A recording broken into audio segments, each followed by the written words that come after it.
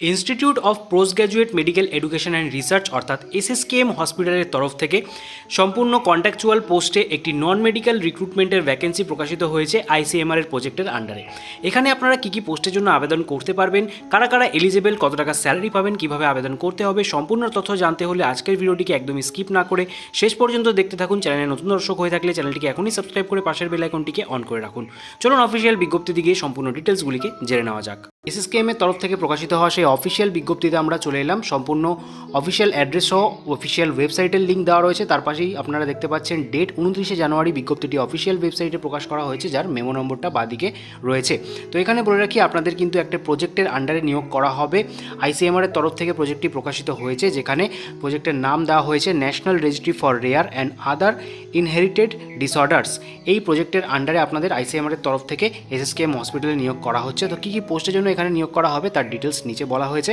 তো প্রথম পোস্ট আপনারা দেখতে পাচ্ছেন project research scientist 1 non medical পোস্টের জন্য ভ্যাকেন্সি বেরিয়ে এসছে, যেখানে আপনারা 35 ইয়ার্স পর্যন্ত আপার এজ লিমিট উল্লেখ করে দিয়েছে, আবেদন করা যাচ্ছে। স্যালারি কত টাকা বলেছে? 56,000 টাকা। তার সাথে কিন্তু আপনারা হাউস রেন্ট অ্যালাউন্সও এখানে পাবেন।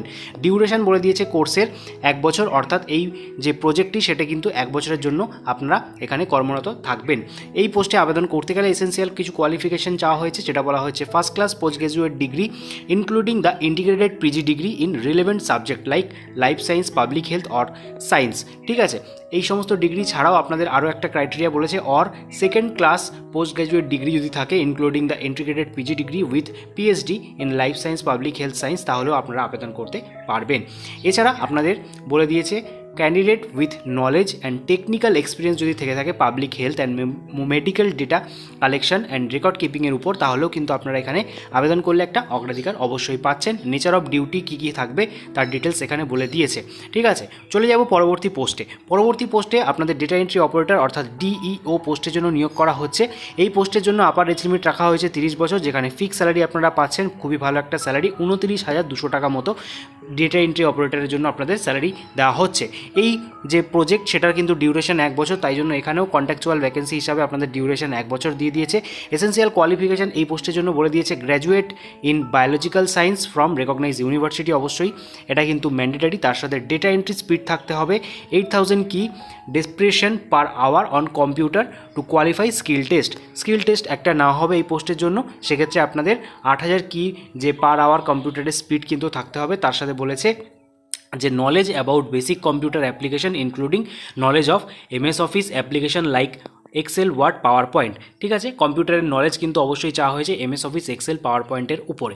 ডিজায়ারেবল বলে দিচ্ছে candidate with knowledge of performing basic statistical analysis will be added advantage, অর্থাৎ যেমনটা বললাম ডিজায়ারেবল কোয়ালিফিকেশন ম্যাচ করলে আপনারা কিন্তু এখানে একটা অগ্রাধিকার অবশ্যই পাচ্ছেন। তো এই দুটি পোস্টের জন্য ভ্যাকেন্সি বেরিয়ে এসছে। এখানে আপনারা কীভাবে আবেদন করবেন? তো এখানে বলা হচ্ছে আপনাদের অবশ্যই একটা রিজিউমে বানিয়ে ফেলতে হবে। সেটা কিন্তু অবশ্যই আপনাদের ফোন থেকে আপনারা যদি অ্যাপ্লাই করে থাকেন, ফোনের মধ্যে যদি রিজিউমে না থাকে, কী করে আপনারা ফোন থেকে রিজিউমে বানাবেন তার উপরে ডেসক্রিপশন বক্সে লিঙ্ক দেওয়া রয়েছে, সেই ভিডিওটি দেখে ফেলতে পারেন এবং নিজেদের ফোন থেকে রিজিউমে বানিয়ে কম সময়ের মধ্যে আপনারা কিন্তু এখানে আবেদন করতে পারবেন। এছাড়া আপনাদের আবেদন করার যে প্রসেস রয়েছে, সম্পূর্ণ প্রসেস এখানে দেখতে পাচ্ছেন বাই ইমেল করে রয়েছে, একটা ইমেল অ্যাড্রেসও দিয়ে দেওয়া রয়েছে। ইমেলে কিন্তু আপনাদের সিভিটাকে পাঠিয়ে দিতে হবে এবং সিভিতে অবশ্যই আপনারা কোন পোস্টের জন্য আবেদন করছেন সেই পোস্টের নোটিফিকেশন নম্বর সহ ডেট সমস্তটাই উল্লেখ করবেন।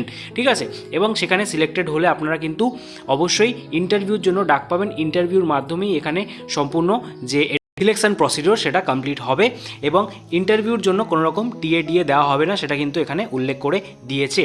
আজকের ভিডিওতে এতক্ষণ পর্যন্তই। ভিডিওটি অবশ্যই একটি লাইক দিয়ে মোটিভেট করবেন এবং সকলের মাঝে বেশি করে শেয়ার করে দেবেন। তার পাশাপাশি নিত্য নতুন জব আপডেট পেতে আমাদের টেলিগ্রাম গ্রুপেও যুক্ত হয়ে যাবেন।